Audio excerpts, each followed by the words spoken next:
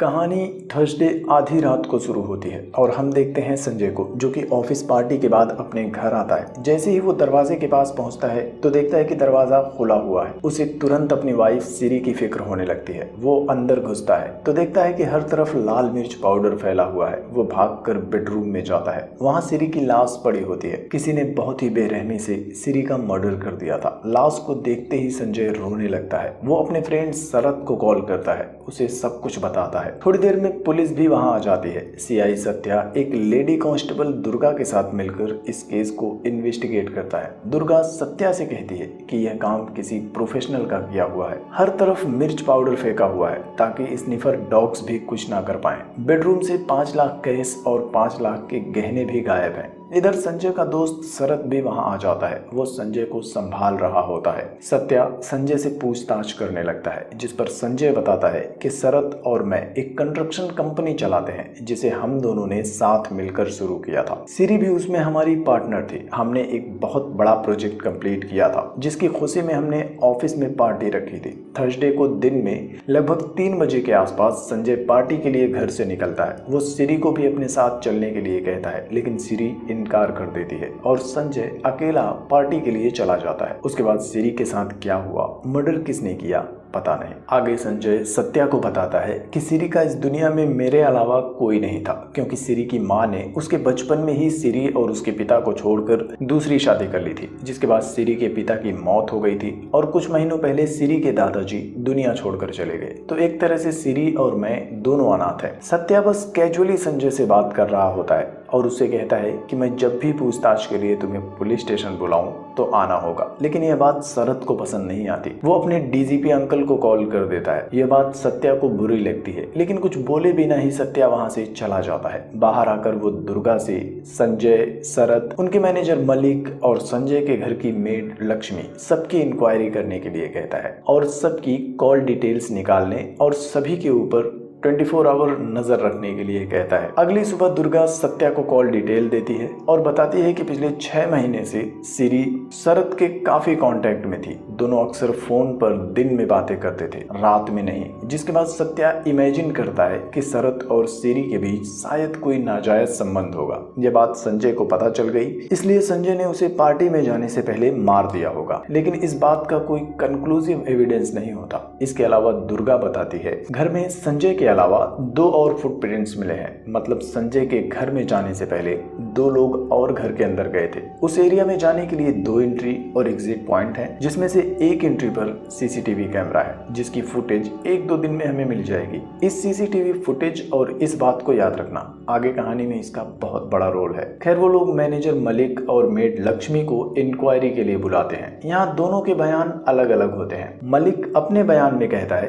कि संजय और सिरी अच्छे कपल थे, दोनों कभी झगड़ा नहीं करते थे। लेकिन लक्ष्मी बताती है कि सिरी के दादाजी की एक प्रॉपर्टी है जिसकी कीमत लगभग 50 करोड़ है। दादाजी की मौत के बाद वो प्रॉपर्टी सिरी के नाम पर हो गई थी। सिरी उस प्रॉपर्टी को कस्तूरीबाई ओल्ड एज होम को डोनेट करना चाहती थी, लेकिन संजय पैसों को लेकर बहुत लालची था। वो डोनेट नहीं करना चाहता था और इसी बात को लेकर दोनों के बीच झगड़े होते थे। उनकी बातों से केस की कोई लीड नहीं मिलती, लेकिन पूछने पर लक्ष्मी बताती है कि उसका पति रामू कल शाम से ही गायब है। वो रामू को कॉल करती है, लेकिन उसका फोन भी बंद होता है। सत्या इमेजिन करता है कि शायद लक्ष्मी और रामू ने मिलकर पैसों के लिए सिरी को मार दिया होगा, लेकिन इस बात का भी कोई कंक्लूसिव एविडेंस नहीं होता। पुलिस वाले रामू को ढूंढना शुरू कर देते हैं। इसी बीच सत्या और दुर्गा शरद से पूछताछ करने के लिए उसके ऑफिस जाते हैं और उससे पूछते हैं कि तुम्हारा और सिरी का क्या चक्कर था। लेकिन शरद उनके साथ ठीक से बात नहीं करता और बताता है कि सिरी मेरे लिए बहन जैसी थी।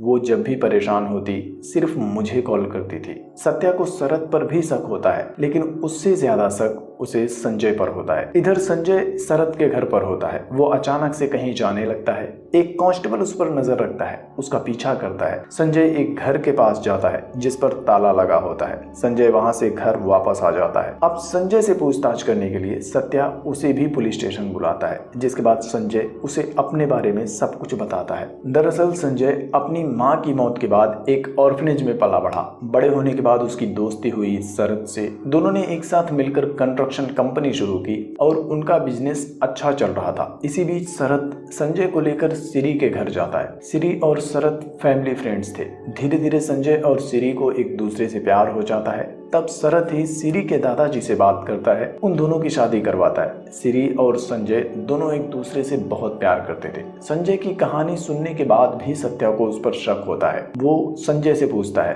कि आखिर तुम इस बंद पड़े घर में किससे मिलने के लिए गए थे। तब संजय बताता है कि वो घर एक रावड़ी लड़के रवि का है और एक दिन मार्केट में जब मैं सिरी के साथ घूमने के लिए गया था तब रवि सिरी के साथ छेड़खानी कर रहा था। तब मैंने बीच में आकर रवि की धुलाई की थी और इसी वजह से मुझे लग रहा था कि शायद रवि ने यह सब किया होगा। पूछताछ खत्म होने के बाद सत्या संजय को जाने देता है। इधर पुलिस वालों को लक्ष्मी का पति रामू एक बार में पीते हुए मिल जाता है। वो लोग रामू को पुलिस स्टेशन लेकर आते हैं। रामू बताता है कि उस दिन लक्ष्मी की जगह मैं काम करने गया था, लेकिन जब मैं घर के अंदर पहुंचा तो देखा कि सब तरफ लाल मिर्च फैली हुई है और बेडरूम में सिरी की लाश पड़ी हुई है। मैं डर गया था, इसलिए भागकर छुप गया था, लेकिन मैंने मर्डर नहीं किया। वो लोग रामू को छोड़ देते हैं और पूरी टीम के साथ रवि के घर पर जाते हैं। खिड़की से झांक कर देखते हैं तो रवि की लाश पड़ी होती है। वो लोग ताला तोड़कर घर के अंदर जाते हैं और कमरे में ही रवि की लाश के साथ उन्हें एक बैग मिलता है जिसमें सिरी के घर से चोरी हुए पैसे और गहने भी मिल जाते हैं। इसी बैग में मर्डर वेपन भी होता है जो एक पेपर कटर होता है और यही पेपर कटर संजय अपनी ऑफिस में भी यूज करता था। जांच में पता चलता है कि इस पेपर कटर पर संजय की उंगलियों के निशान है। इसके अलावा उन्हें सोसाइटी का सीसीटीवी फुटेज भी मिल जाता है जिसमें रवि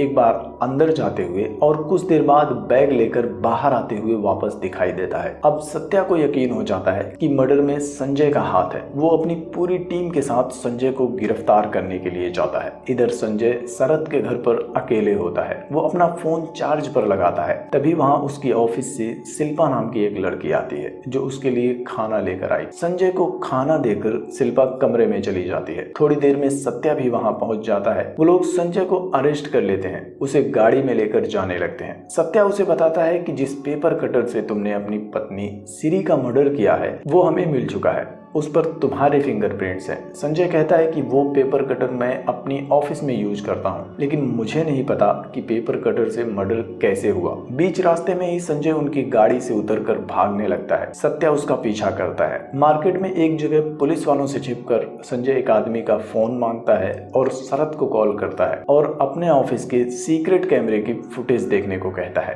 तभी सत्या उसे देख लेता है। संजय उनसे बचकर भागने लगता है। उस आदमी का फोन चेक करने पर पता चलता है कि संजय ने शरद को ऑफिस में कॉल किया था। वो लोग शरद के ऑफिस जाते हैं लेकिन शरद ऑफिस में नहीं होता। पार्किंग लॉट में गाड़ी में उन्हें शरद की लाश मिलती है। इधर संजय भागते हुए वापस से शरद के घर पर आता है। वो अपना फोन उठाता है और ऑफिस की फुटेज चेक करने लगता है। वो देखता है कि ऑफिस से पेपर कटर चुराने वाला कोई और नहीं, उनका मैनेजर मलिक है। उसी टाइम मलिक पीछे से संजय पर अटैक कर देता है। वो संजय को मारने वाला होता है। तभी शिल्पा मलिक पर अटैक कर देती है और उसके गले में अपना दुपट्टा फंसाकर उसे मारने वाली होती है। तभी सत्या पूरी फोर्स के साथ वहां पहुंच जाता है और सबको अरेस्ट कर लेता है। अब असली कहानी शुरू होती है और इसे समझने के लिए हम कुछ महीने पीछे चलते हैं। शिल्पा संजय की ऑफिस में काम करती थी। वो संजय को पसंद करती थी लेकिन संजय उसे भाव नहीं देता था और एक रात ऑफिस में पार्टी थी और घर वापस जाते टाइम संजय शिल्पा को उसके घर पर ड्रॉप करने जाता है। शिल्पा ऑफिस में बहुत अच्छे से काम करती थी, इसलिए संजय शिल्पा को एक मोबाइल गिफ्ट करता है। अगली सुबह संजय उसे पिक करने के लिए जाता है लेकिन कॉफी पिलाने के बहाने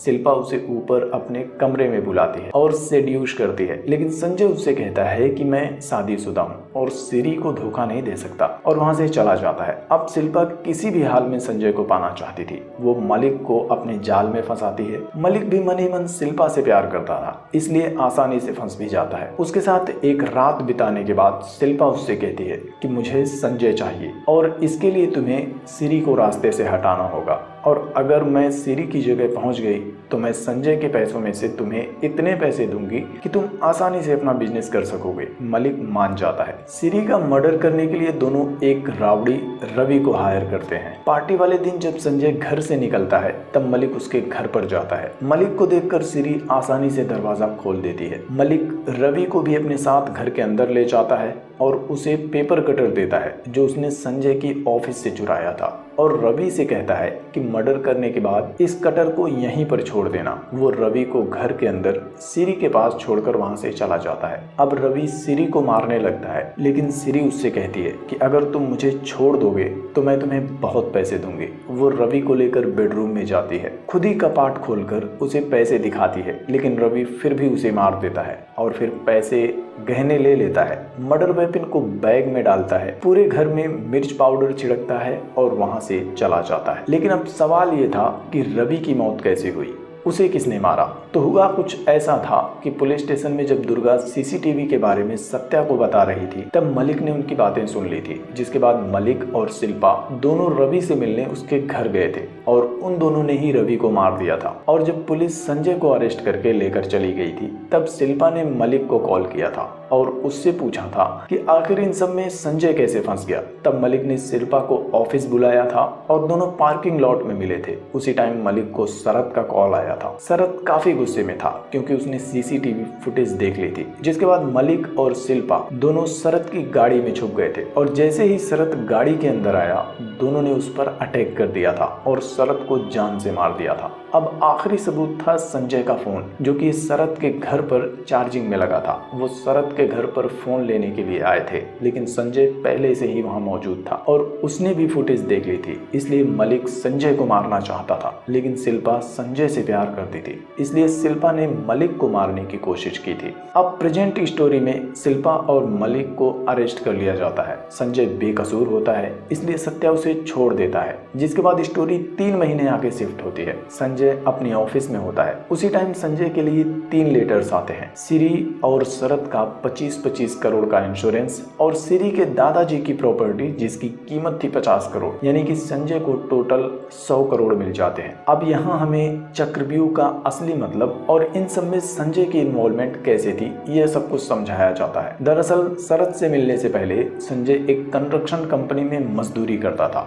उसे कंस्ट्रक्शन की अच्छी नॉलेज थी। उसे पता चलता है कि शरद कंस्ट्रक्शन बिजनेस करना चाहता है। जिसके बाद संजय उसके साथ दोस्ती कर लेता है और दोनों साथ मिलकर अपनी कंस्ट्रक्शन कंपनी शुरू करते हैं। कुछ दिन बाद शरद संजय को सिरी से मिलवाता है। सिरी को देखते ही संजय को याद आता है कि उसने सिरी को कहीं देखा है। वो घर आकर पुराने पेपर्स देखता है, तब पता चलता है कि सिरी के दादाजी 50 करोड़ की प्रॉपर्टी के मालिक हैं, जो आगे चलकर सिरी को मिलने वाली है। इसलिए संजय ने सिरी को अपने प्यार में फंसाया और उससे शादी की थी। लेकिन 6 महीने पहले सिरी ने संजय को बताया कि वो दादाजी की प्रॉपर्टी डोनेट करने वाली है।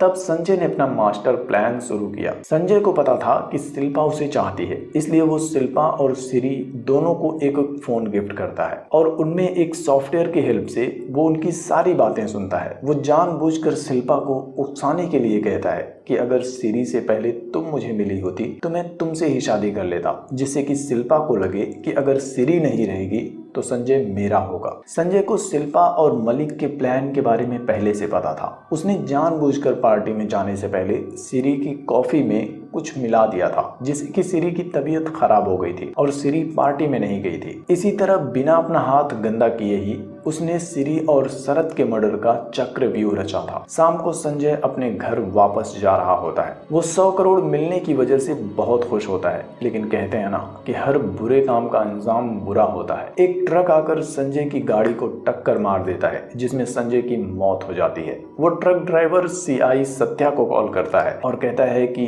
काम हो चुका है। जिसके बाद हमें फिल्म के सीक्वल चक्रव्यूहम द हंट का हिंट मिलता है और फिल्म खत्म हो जाती है।